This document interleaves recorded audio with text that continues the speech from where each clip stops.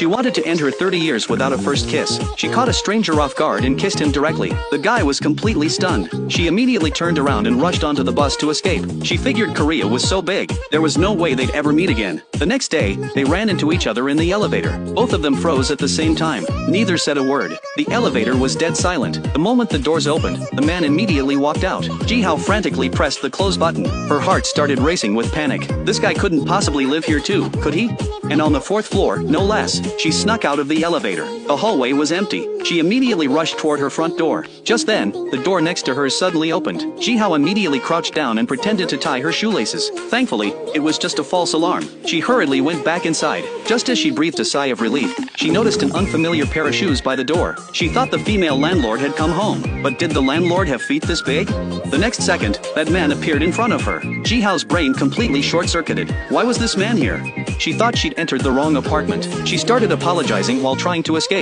Just then, her phone suddenly rang. It was the landlord calling. She answered the phone, but the voice was coming from behind her. The two silently exchanged IDs. Only then did they realize they'd both misunderstood each other's gender because of their names. Just as she was about to apologize, Ji-hao's stomach suddenly growled. Sei-hee sensed the awkward atmosphere. He immediately made an excuse to go out. Ji-hao buried her face in her hands. She had a complete emotional breakdown. She told her friend that the landlord was actually a man. Her friend absolutely exploded. Her first reaction was to ask if she'd been harassed. Ji-hao couldn't speak, because she was the one who had forcibly kissed him. After returning to the shared apartment, they sat on the sofa in complete silence. It was incredibly awkward. Ji-hao spoke first, apologizing for what happened at the bus stop. She explained that she just had a momentary lapse in judgment. She definitely wasn't some kind of weirdo. Sei-hee kept a stone face and didn't say a word. Ji-hao could only say that she'd move out as soon as she found a new place. Sei-hee remained silent. After going back to his room, he locked the door. Ji-hao completely broke down. She was being treated like someone who would assault men in their sleep. She even considered leaving the city altogether. The next day, the director called. He asked if she'd finished the script. She had to put apartment hunting on hold and rush to finish the script. She had a habit. When she lacked inspiration, she did housework. When inspiration struck,